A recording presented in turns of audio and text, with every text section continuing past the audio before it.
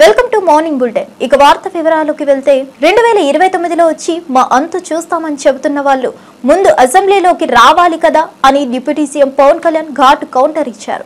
తనకు వైఎస్ఆర్ కాంగ్రెస్ పార్టీ నాయకులపై ఎలాంటి వ్యక్తిగత ద్వేషం లేదని స్పష్టం చేశారు. మంచి పాలన అందించిన పార్టీకి ప్రజలు 11 సీట్లు మాత్రమే ఇచ్చే పరిస్థితి ఉండదని పవన్ విమర్శించారు.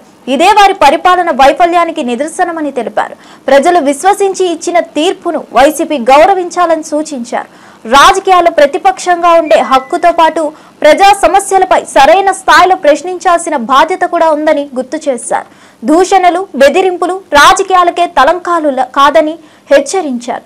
ఇప్పుడు ప్రజల సమస్యల పరిష్కారమే తమ ప్రభుత్వ లక్ష్యమని, అన్ని వర్గాలకు న్యాయం చేయడమే తమ కర్తవ్యమని పవన్ స్పష్టం చేశారు. ఈ గుండాలకి గుండాగర్దీలకి బయటపడితే మన రాజకీయాలకు వస్తాం. కేసులు పెడతాం, వస్తే 29లో మేము అంతు చూస్తామంటే మీరు రావాలి కదా. మీరు ఎలా వస్తారో మేము చూస్తాం. నాకు వారి మీద, వైసీపీ నాయకుల మీద ఈరోజు చెప్తున్నాను, మొదటి నుంచి చెప్తున్నాను, వ్యక్తిగతంగా నాకు ఎవరి మీద కక్ష ఉండదు. మనస్ఫూర్తిగా నా గుండెల మీద ఆత్మసాక్షిగా చెప్తా, నాకు ఎవరి మీద కోపం ఉండదు. కానీ మీరు సగటు మనిషిలో, ఈ దేశంలో ఉన్న సగటు మనిషికి, సగటు మధ్యతరగతి మనిషికి, సగటు రైతుకి, సగటు యువకుడికి, సగటు యువతకి మీరు కనుక భయభ్రాంతుల్ని క్రియేట్ చేస్తే దాన్ని ఎదుర్కొనే కదా ఇక్కడ దాకా వచ్చాం. మీకు 151 సీట్లు వచ్చినప్పుడు కదా, నేను 2 చోట్ల ఓడిపోయినప్పుడు కదా మేము ఎదుర్కొని బలంగా నిలబడింది. అంటే గుండెల్లో ఎంత దమ్ము ఉండాలి, రక్తంలో ఎంత వేడి ఉండాలి మీలాంటి వాళ్ళు తట్టుకోవాలంటే. నాకు తెలిసిన సినిమాల నుంచి వచ్చిన వాడిని, సినిమాలో డైలాగులు చెప్పను నేను. కుత్తుకలు కోసేస్తాం, మిడకాయలు కోసేస్తాం అంటే కోయడానికి మేమేమన్నా చొక్కా ఇప్పి చూపిస్తామా?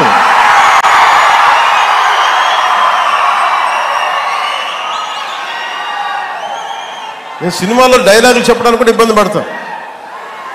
సింహం గెటింగ్ తీసుకుంది, మేము గెటింగ్ తీసుకోలేదు. ఇది సరదాగా ఉంటాయి, మిమ్మల్ని చీరప్ చేయడానికో సరదాగా చేయడానికి. నిజంగా గెడ్డం తీసుకుంటే ఎంత దరిద్రంగా ఉంటుంది చూడండి, ఆలోచించండి. స్నానం చేయకుండా, మట్టి కొట్టుకుంటా, అంటే ఇవన్నీ ఏంటంటే సినిమాల్లో చెప్పిన డైలాగ్. కాంగ్రెస్ పార్టీ సామాజిక న్యాయ సమరభేరి సభ నిర్వహించే అర్హతే లేదని కేంద్ర హోంశాఖ సహాయ మంత్రి బండి సంజయ్ మండిపడ్డారు. దేశాన్ని 1/2 శతాబ్దానికి పైగా పాలించిన ఒక్క బీసీని ప్రధాని లేదా సీఎం చేయని కాంగ్రెస్ ఇప్పుడు ఏ న్యాయంతో బీసీలపై మాట్లాడుతున్నదని ప్రశ్నించారు. 6 గ్యారంటీలను కూడా అమలు చేయకుండా ప్రజలను మోసం చేస్తుందని విమర్శించారు. మల్లికార్జున ఖర్గే ఏ అంశాలపై సమాధానం చెప్పాలని, లేకపోతే సభకు సామాజిక అన్యాయ సమరభేరి అనే పేరే పెట్టుకోవాలని ఎద్దేవా చేశారు. వేములవాడ నియోజకవర్గం మరిమడ్ల గ్రామంలో 5 కోట్ల అభివృద్ధి పనులకు శంకుస్థాపన చేసిన అనంతపురం బండి సంజయ్ మాట్లాడుతూ బీసీ నేతలైన పొన్నం ప్రభాకర్ కు మంత్రి పదవి ఇచ్చారని చూపిస్తూ మిగిలిన బీసీలకు మంత్రి పదవులు ఎందుకు ఇవ్వలేదని నిలదీశారు. యూరియా కొరతపై కాంగ్రెస్, బీఆర్ఎస్ కావాలనే కేంద్రాన్ని బద్నాం చేస్తున్నాయని ఆరోపించారు. అడిగిన దానికన్నా ఎక్కువగా యూరియా ఇచ్చిన కేంద్రాన్ని తప్పుపట్టడం ఏమంటూ కాంగ్రెస్ తతంగాలపై విమర్శలు గుప్పించారు. రాష్ట్ర ప్రభుత్వమే వాస్తవాలను ప్రజల ముందుంచాలని డిమాండ్ చేశారు. ఈరోజు వేములవాడ నియోజకవర్గం మరిమడ్లలో ఏకలవ్య మోడల్ రెసిడెన్షియల్ స్కూల్లో కేంద్ర ప్రభుత్వం నిధులైనటువంటి 5 కోట్ల రూపాయల నిధులతోని ఇక్కడ ఈ పాఠశాలలో విద్యార్థులందరికీ అన్ని సౌకర్యాలు కల్పించాలనే ఉద్దేశంతో 5 కోట్ల రూపాయల నిధులతోని అభివృద్ధి పనులను ప్రారంభించడం జరిగింది. చుట్టూ కాంపౌండ్ వాళ్ళు, క్వార్టర్స్, రోడ్స్, లైట్లకు సంబంధించి కానీ ఇతర అనేక ల్యాబ్స్ సంబంధించి అన్ని రకాల సౌకర్యాలు కల్పించాలనే ఉద్దేశంతో ఈరోజు ప్రారంభోత్సవం చేయడం జరిగింది. దాంతోపాటు విద్యార్థుల యొక్క ఇబ్బందులు దృష్టిలో ఉంచుకొని నా ఎంపీ నిధుల నుంచి ఇక్కడ సోలార్ ప్లాంట్ కూడా పెట్టాలని చెప్పి నిర్ణయించుకోవడం జరిగింది. సోలార్ ప్లాంట్, దాంతోపాటు డిజిటల్ బోర్డ్స్ వాళ్ళకి లేవు కాబట్టి డిజిటల్ బోర్డ్స్ సోలార్ ప్లాంట్ కూడా ఎంపీ నిధులు కూడా పెట్టించే ప్రయత్నం చేస్తా ఉన్నాం. దేశవ్యాప్తంగా ఎస్టీ నియోజకవర్గాలకు సంబంధించి ఎక్కువ పాపులేషన్ అంటే 20,000 జనాభా ఉన్నటువంటి ఆ ప్రాంతంలో ఏకలవ్య మోడల్ రెసిడెన్షియల్ స్కూల్ పెట్టని చెప్పి నరేంద్ర మోడీ ప్రభుత్వం 2018 నిర్ణయం తీసుకున్నది.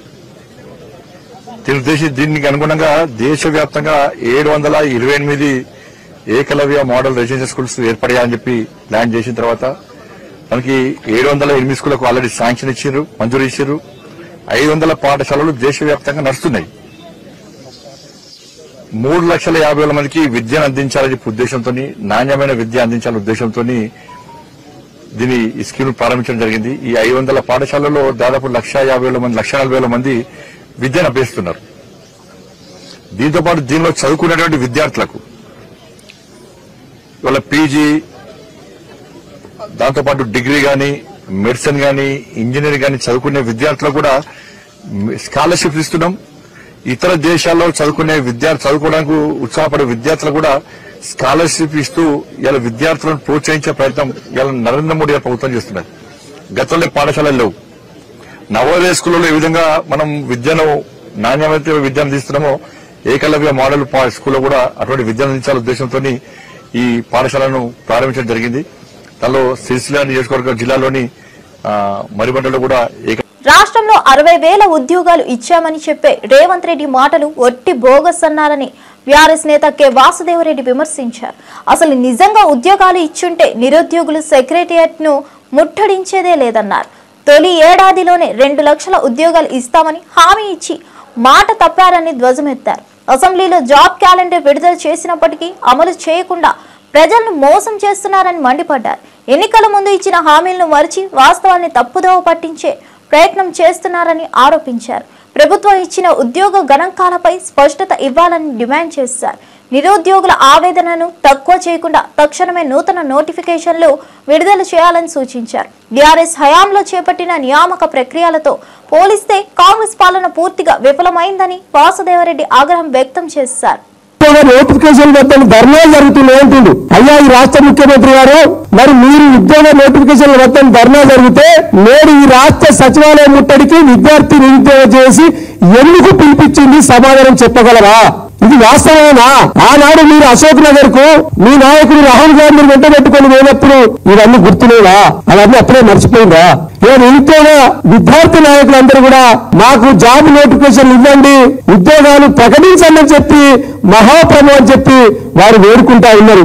ఇలా మీరు ఆనాడు నిండు అసెంబ్లీలో జాబ్ క్యాలెండర్ ప్రకటించింది. ఈ జాబ్ క్యాలెండర్ లో ఒక్క జాబ్ కైనా నోటిఫికేషన్ ఇచ్చారా అని నిరుద్యోగుల పక్షాన బీఆర్ఎస్ పార్టీ ప్రశ్నిస్తున్నది. మీరు గొప్పగా చెప్పింది కదా, మీరే కదా అసెంబ్లీలో జాబ్ నోటిఫికేషన్ రిలీజ్ చేసింది. ఇలా ఒక్కటంటే ఒక్కటి నోటిఫికేషన్ ఇవ్వగలిగినరా? మీరు ఇచ్చిన జాబులండి. నేను చాలా సందర్భాలలో నేను టీవీ డిబేట్ లో వేదికల ద్వారా కూడా చెప్పినాం. మీరిచ్చిన జాబ్స్ దాదాపు 19 నెలల కాలంలో మీరిచ్చిన ఉద్యోగాలు 11,033 మాత్రమే. అది ఎక్కడెక్కడ అంటే గ్రూప్ 1 నోటిఫికేషన్ లో మేము 503 ఇస్తే మీరు దాన్ని రద్దు చేసి 60 ఉద్యోగాలు యాడ్ చేసిండ్రు. ఏపీ హోంమంత్రి అనిత విశాఖపట్నం మహారాణిపేటలోని జగన్నాథ స్వామి ఆలయాన్ని సందర్శించారు. స్వామివారికి ప్రత్యేక పూజలు నిర్వహించి పట్టు వస్త్రాలు సమర్పించారు. ప్రతి ఏటా ఈ ఆలయాన్ని దర్శించుకోవడం తన ఆనవాయితీగా అని హోంమంత్రి పేర్కొన్నారు. జగన్నాథుని కృపతో రాష్ట్రంలో శాంతి భద్రతలు, ప్రజల సంక్షేమం మరింత బలోపేతం కావాలని ఆకాంక్షించారు. ఆలయ పరిసరాల భక్తుల కోసం తీసుకుంటున్న ఏర్పాట్లను పరిశీలించిన అనంతరం స్థానిక అధికారులు ఆలయ కమిటీతో మాట్లాడారు. అనంతరం మీడియాతో మాట్లాడుతూ రాష్ట్ర ప్రభుత్వ భక్తి నమ్మకాలకు పెద్దపీట వేస్తుందని చెప్పారు. అలాంటి అనుభూతిని జగన్నాథుని దర్శనంతో మళ్లీ పొందానన్నారు.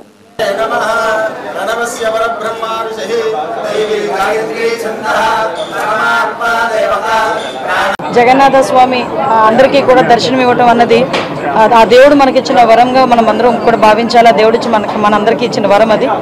ఎందుకంటే ఈ 10 రోజులు కూడా దశావతారాల్లో ప్రజలందరికీ కూడా దర్శన భాగ్యం కలిగించి ఆయన ప్రజలందరికీ కూడా ఆయురారోగ్యాలు కలిగించే ఒక మహత్తర అవకాశం ఈ దశావతారాల సమయం ఇది. ప్రతిసారి కూడా నాకు ప్రతి సంవత్సరం కూడా ఇక్కడికి వచ్చి దర్శనం చేసుకోవడం నాకు ఆనవాయితీ. అదేవిధంగా ఈరోజు పాయకరావుపేట నియోజకవర్గం సంబంధించి పాండురంగ స్వామి టెంపుల్ నుంచి పట్టు వస్త్రాలు తీసుకొచ్చే మహద్భాగ్యాన్ని పూరి జగన్నాథ స్వామి ఈరోజు నాకు ఇవ్వడం నిజంగా నా అదృష్టం కింద నేను భావిస్తున్నా. ఈరోజు ఈ కార్యక్రమానికి వచ్చి దేవదేవుని ఆశీస్సులు తీసుకోవడం నిజంగా పూర్వజన్మ సుకృతంగా భావించి దేవుని ఆశీస్సులు. తెలంగాణ సీఎంలో ఉన్న రేవంత్ రెడ్డి రూపంలో గాంధీ భవన్లో గాడ్సే చొరబడ్డారని టీఆర్ఎస్ నేత డాక్టర్ బాలరాజు యాదవ్ తీవ్ర వ్యాఖ్యలు చేశారు. జై భీమ్, జై బాపు, జై సంవిధాన్ వంటి నినాదాలు రేవంత్ పాలనలో ఒట్టి నినాదాలుగా మారిపోయాయన్నారు. బీజేపీ స్కూల్, టీడీపీ కాలేజీలో చదివిన రేవంత్ రెడ్డి కాంగ్రెస్ కు ఎలా న్యాయం చేస్తాడని ప్రశ్నించారు.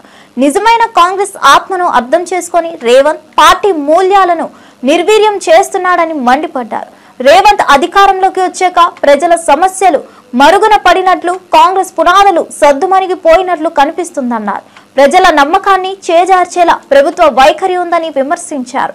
టీఆర్ఎస్ ను బీఆర్ఎస్ గా మార్చినట్లే కాంగ్రెస్ ను కూడా మిమిక్రీ పార్టీగా మార్చే ప్రయత్నం జరుగుతుందని హెచ్చరించారు. స్కూల్ ఏమో బీజేపీ, కాలేజ్ ఏమో టీడీపీ, ఉద్యోగం ఏమో రాహుల్ గాంధీ అట. ఖర్గేని అడుగుతా ఉన్నాను, అంటే నీ గుడిలు, గాంధీ గుడిలో, బాపు గుడిలో రేవంత్ రెడ్డి అనే గాడ్సే జొరబడ్డాడు కదా, మరి ఇంక జైబాబు నినాదం ఎక్కడంటే నేను ఇవ్వాలి. అదే విధంగా జై భీమ్ అట, దళిత బంధుకు పంగనామం పెట్టి జై భీమ్ అనే సిద్ధాంతాలు ఇస్తున్నారు. అంబేద్కర్ ను ఓడగొట్టి జై భీమ్ అనే సిద్ధాంతాలు ఇస్తున్నారు. ఇది కాంగ్రెస్ పార్టీ నైజం. ఇవాళ సామాజిక న్యాయం, ప్రజాపాలన ఏడవ గ్యారంటీ అని చెప్పేసి మాట్లాడుతూ ఉన్నారు. ఇవాళ విద్యార్థులందరూ కూడా నోటిఫికేషన్లు కావాలని, జాబ్ క్యాలెండర్ విడుదల చేయాలని, నిరుద్యోగ వృత్తి ఇవ్వాలని, మీరు ఇచ్చిన యూత్ డిక్లరేషన్ ఏదైతే ఉందో ఆ యూత్ డిక్లరేషన్ ఇచ్చినటువంటి విద్యార్థులకు స్కూటీలు ఇవ్వాలని, మీరు ఇచ్చిన హామీలు అమలు చేయాలని చెప్పేసి ఆందోళన చేస్తే నిర్బంధాలు చేస్తా ఉన్నారు. ఇంటిలో పొద్దునంటే 6 గంటలకే వెళ్లి గృహ నిర్బంధం చేస్తా ఉన్నారు. ఇవాళ ఇంతకుముందు ఎర్రల శ్రీనివాస్ గారు మాట్లాడారు, వాసుదేవరెడ్డి గారు మాట్లాడారు. ఇవాళ ఆవేదనతో మాట్లాడుతూ ఉన్నాం. ఇదేనా నీ సంవిధానం? ఇదేనా నీ సామాజిక న్యాయం? ఇదేనా ప్రజాస్వామ్య పరిపాలన? ఇదేనా నీ ప్రజాపాలన? ఉద్యోగాలు ఏమని అడిగితే నిర్బంధాలా, నోటిఫికేషన్ ఏమంటే అరెస్టులా? ఇదేనా నీ ప్రజాస్వామ్యానికి నిర్వచనం రేవంత్ రెడ్డి గారు? గుంటూరు జిల్లా ప్రజల ఆరోగ్య సంరక్షణకు మరో కీలక ముందడుగు పడిందని కేంద్ర మంత్రి డాక్టర్ చంద్రశేఖర్ పెమ్మసాని తెలిపారు. ప్రత్తిపాడు మండలం నేడింపాలెం గ్రామంలో 94 కోట్లతో central research institute of yoga and naturopathy ఏర్పాటు చేయనున్నట్లు వెల్లడించారు. పూర్తిగా కేంద్ర నిధులతో 15 ఎకరాల విస్తీర్ణంలో నిర్మించనున్న ఈ కేంద్రంలో 100 పడకల ఆసుపత్రితో పాటు పరిశోధనా కేంద్రం, సిబ్బంది వసతులు ఉండనున్నాయి. తెల్ల రేషన్ కార్డుదారులకు ఉచితంగా, ఇతరులకు తక్కువ ఖర్చుతో వైద్య సేవలు అందించనున్నారు. 100 నుంచి 150 మందికి ఉద్యోగ అవకాశాలు కూడా లభించనున్నాయని తెలిపారు. గత ప్రభుత్వ కాలంలో భూమి కేటాయించకపోవడంతో ప్రాజెక్ట్ తాత్కాలికంగా నిలిచిపోయినప్పటికీ తమ చొరవతో మళ్లీ పట్టాలెక్కించగలిగామని చెప్పారు. ప్రధాని మోదీ, ఆయుష్ మంత్రి Prataprao Jadhav, CM Chandrababu, deputy CM Pawan Kalyan, మంత్రి లోకేష్ కు కృతజ్ఞతలు తెలిపారు. Central institute of yoga and naturopathy research institute తో పాటు ఒక 100 bed hospital plus staff quarters 15 ఎకరాల స్థలంలో 94 కోట్ల రూపాయలతోటి, అది కూడా 100% సెంట్రల్లీ ఫండెడ్ డబ్బుతోటి నడింపాలెం విలేజ్ ప్రత్తిపాడు మండలంలో ఈరోజు central government, union government approve చేసింది. ఇది కూడా యాక్చువల్గా గత ప్రభుత్వంలో, జగన్మోహన్ రెడ్డి గారి ప్రభుత్వంలోనే దీనికి అక్కడ పెట్టాలని చెప్పి శాంక్షన్ వచ్చినా కూడా స్టేట్ గవర్నమెంట్ నుంచి ల్యాండ్ ఇవ్వకుండా ప్రొసీజర్లు ఫాలో అవ్వలేదు కాబట్టి అది ఆగిపోయే పరిస్థితి, క్యాన్సిల్ అయ్యే పరిస్థితి ఉంటే దీన్ని మేము ఐడెంటిఫై చేసి 15 ఎకరాల ల్యాండ్ని ఇచ్చి దీన్ని ఈరోజు తీసుకోగలిగాం. కాబట్టి ఇది ఈరోజు గుంటూరు ప్రాంతంలో యోగా అనేది శ్రీ నరేంద్ర మోదీ గారికి చాలా ఇష్టమైనటువంటి సబ్జెక్టు. న్యాచురోపతి, యోగా, ఆయుర్వేదిక్ అనేది ఇవి కూడా ప్రమోట్ చేయటానికి ఇందులో వచ్చి ఈ హాస్పిటల్ ద్వారా వచ్చేవి వైట్ రేషన్ కార్డు ఉన్న వాళ్ళకి, పావర్టీ లైన్ కంటే కింద ఉన్న వాళ్ళందరికీ ఫ్రీగా సర్వీసెస్ ఉంటున్నాయి. అదేవిధంగా మిడిల్ క్లాస్ వాళ్ళకి మినిమల్ ఛార్జెస్తో ఇందులో సర్వీసెస్ వస్తాయి. అదేవిధంగా దీంట్లో 100 నుంచి 150 న్యూ ఎంప్లాయ్మెంట్ కూడా క్రియేట్ అవుతుంది. కాబట్టి ఈ కాంగ్రెస్ డిక్లరేషన్లు ఇవాళ డెడ్ డిక్లరేషన్లుగా మారిపోయాయని బీఆర్ఎస్ నేత డాక్టర్ ఎర్రాల శ్రీనివాస్ తీవ్ర విమర్శలు చేశారు. మొదటి ఏడాదిలోనే 2 లక్షల ప్రభుత్వ ఉద్యోగాలు ఇస్తామని హామీ ఇచ్చిన కాంగ్రెస్ పార్టీ 11,000 ఉద్యోగాలు కూడా ఇవ్వలేకపోయిందన్నారు. చేవేళ్లలో ఏఐసీసీ అధ్యక్షుడు మల్లికార్జున ఖర్గే విడుదల చేసిన ఎస్సీ డిక్లరేషన్లో ఇచ్చిన ఒక్క హామీ కూడా అమలుకి నోచుకోలేదని మండిపడ్డారు. ఎస్సీలను మభ్యపెట్టి ఓట్లు వేయించుకున్న తర్వాత ఇప్పుడు వారి కోసం ప్రభుత్వం తీసుకున్న చర్యలు శూన్యమన్నారు. ఉద్యోగాలు, సంక్షేమ పథకాలు ఎస్సీలకు తగిన ప్రాధాన్యం దక్కకపోవడాన్ని ఘాటుగా ఎత్తి చూపారు. ఇచ్చిన మాటలను నిలబెట్టుకోలేని కాంగ్రెస్ కు ప్రజలు తగిన బుద్ధి చెబుతారని హెచ్చరించారు. ప్రజల ఆకాంక్షలకి గాలికి వదిలేస్తున్న హామీల పాలన సాగదని అన్నారు.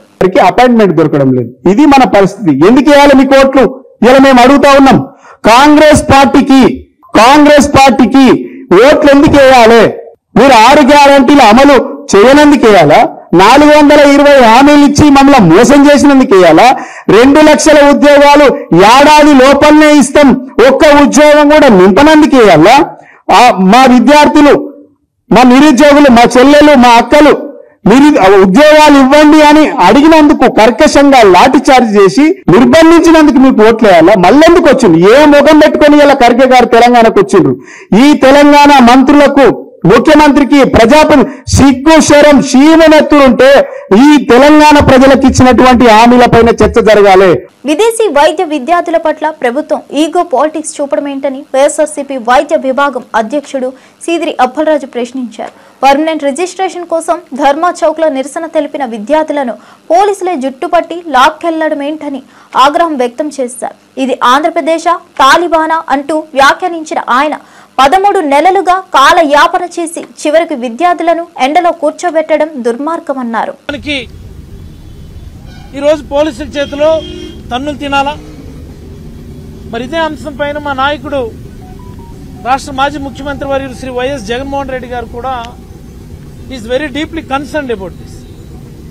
ఆ ఫారెన్ మెడికల్ గ్రాడ్యుయేట్స్ తో కూడా మాట్లాడి భరోసా ఇచ్చి మమ్మల్ని అందరినీ కూడా ఏపీ మెడికల్ కౌన్సిల్ చైర్మన్ అలాగే రిజిస్ట్రార్ను కలిసి పరిస్థితిని వివరించి తక్షణమే దీనిపైన చర్యలు తీసుకోమని చెప్పి మమ్మల్ని అందరిని ఆదేశించడం జరిగింది.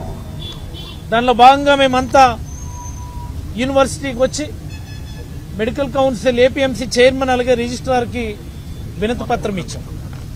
వైఎస్ఆర్ కాంగ్రెస్ పార్టీ తరఫున చాలా స్పష్టంగా మేము డిమాండ్ చేస్తా ఉన్నాం. ఏదైతే నేషనల్ మెడికల్ కౌన్సిల్ ఇచ్చినటువంటి స్పష్టమైనటువంటి గైడ్ లైన్స్ ఉన్నాయో, very clear cut guidelines, 54 నెలల 54 months of classes followed by 12 months of internship. ఏ కాలేజీలో, ఏ దేశంలో అయితే ఏ కాలేజీలో చదువుతున్నాడో అక్కడ కంప్లీట్ చేసిన తర్వాత ఇండియాకు వచ్చి foreign medical graduate entrance examination pass అయిన తర్వాత మళ్ళీ ఇండియాలో కూడా 1 year మ్యాండేటరీ ఇంటర్న్షిప్, అంటే సూపర్వైజ్డ్ మ్యాండేటరీ ఇంటర్న్షిప్ చేసిన తర్వాత పర్మనెంట్ రిజిస్ట్రేషన్ చేయాలనేది that is the only guide line.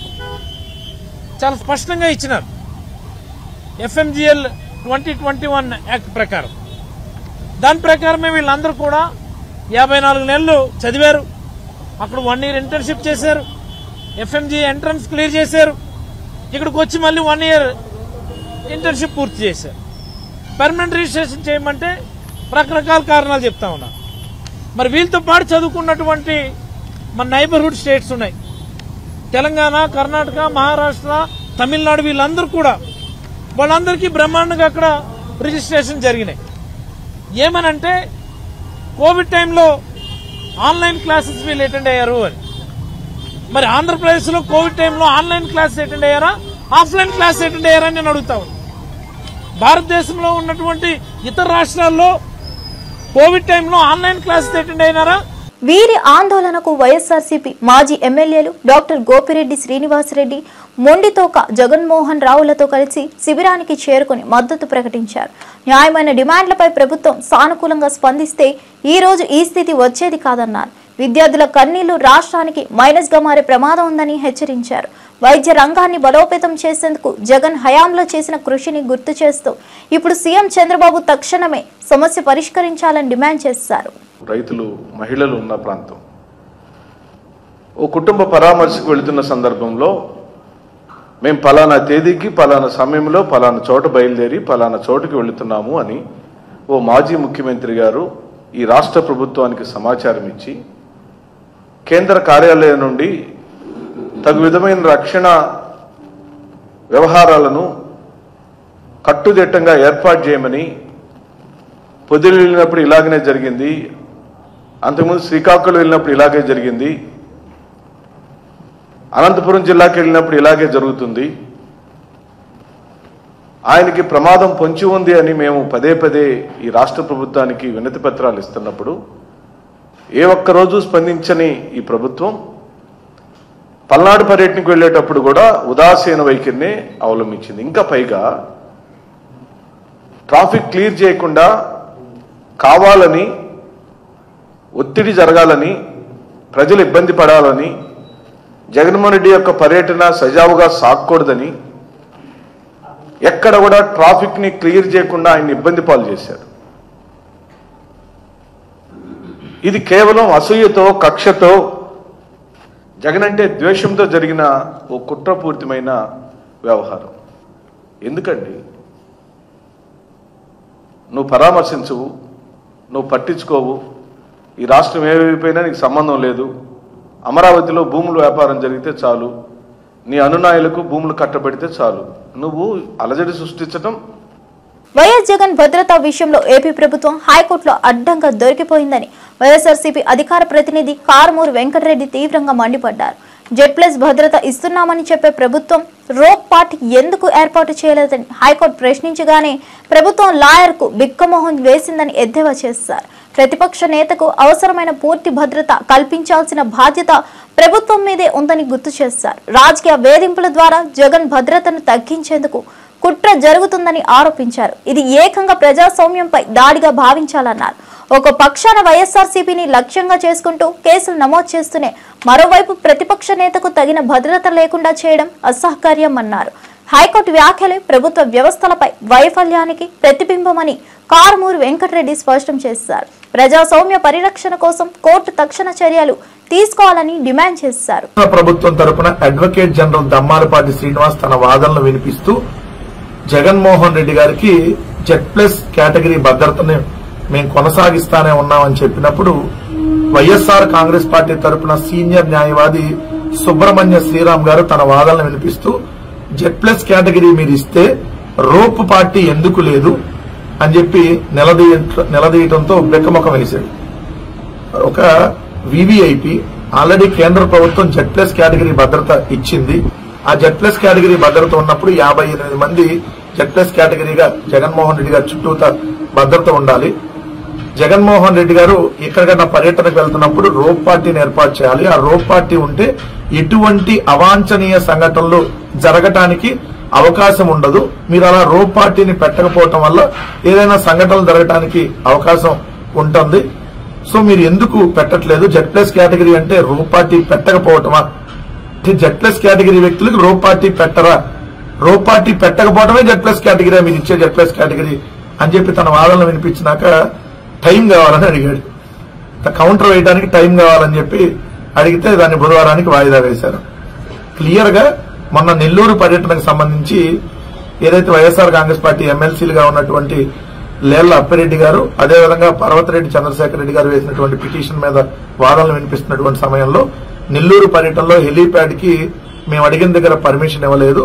వాళ్ళు ఒక ప్లేస్ ఇచ్చారు. ఆ ప్లేసు కనీసం అడుగు తీసి అడుగు వేయటానికి కూడా అవకాశం లేనటువంటి ప్రాంతం. అంతగా పొదలు, పిచ్చి మొక్కలు, చెట్లు అన్ని మొలిచి ఒక అటవీ ప్రాంతం లాగా ఉంది.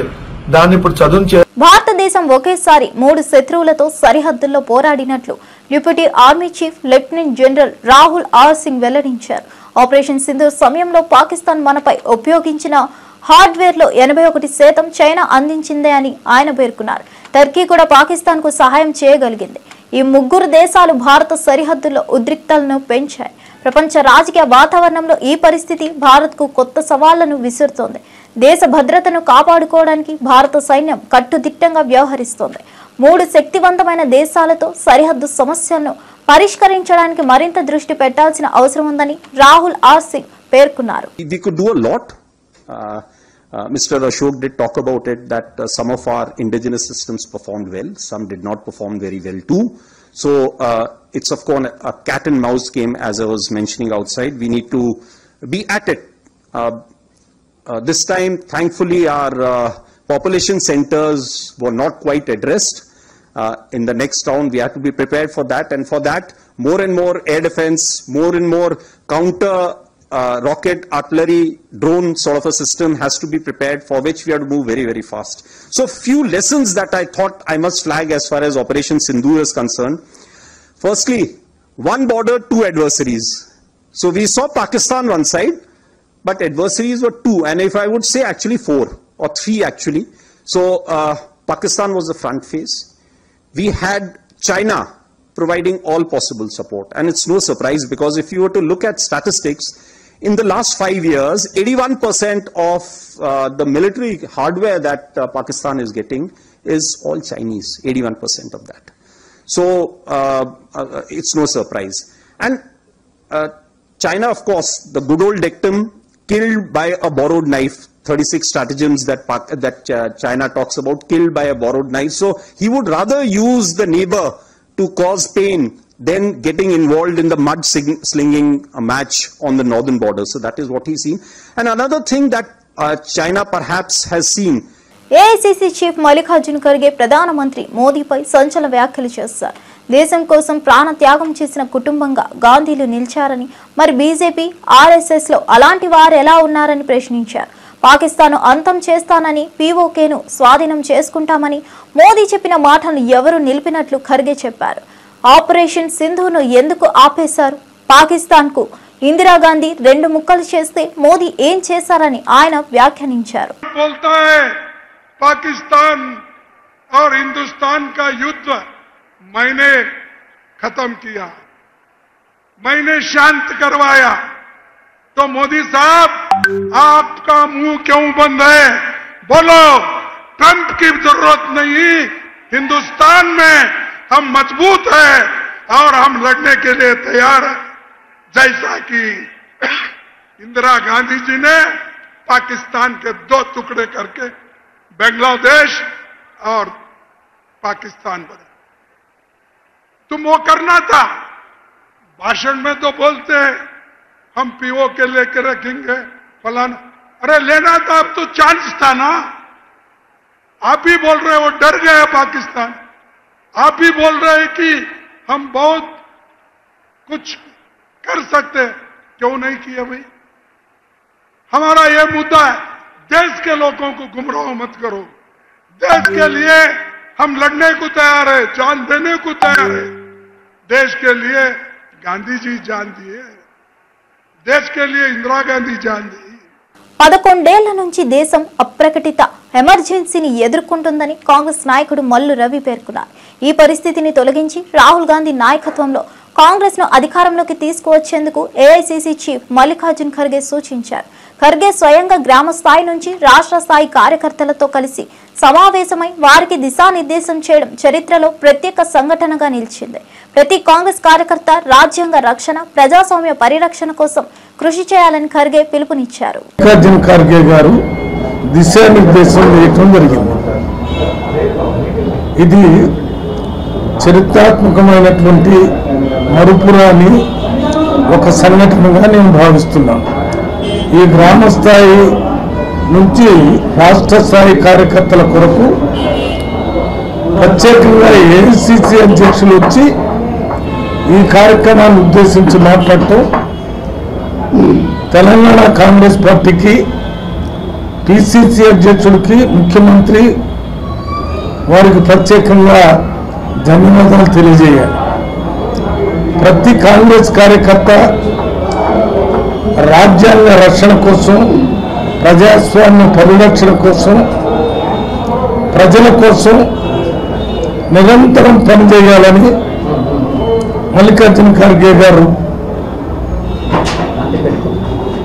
కార్యకర్తలందరికీ ఉపదేశం చేయడం జరిగింది. కాంగ్రెస్ పార్టీ ఎప్పుడు కూడా తన స్వార్థం కోసం కాకుండా సమిష్టి లాభం కోసం, ప్రజలందరి కోసం పనిచేసేటటువంటి పార్టీ అనే విషయాన్ని మరొకసారి గుర్తు చేసి, ఎప్పుడో 50 సంవత్సరాల కిందట పెట్టినటువంటి ఎమర్జెన్సీ గురించి ఎక్కువసార్లు మోడీ గారు, బీజేపీ వాళ్ళు మాట్లాడుతున్నారు. కానీ ఆ ఎమర్జెన్సీ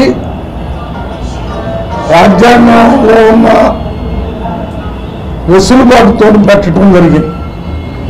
కానీ ఇప్పుడు గత 11 సంవత్సరాల నుంచి భారతదేశంలో అప్రకటిత ఎమర్జెన్సీ నడుస్తుంది.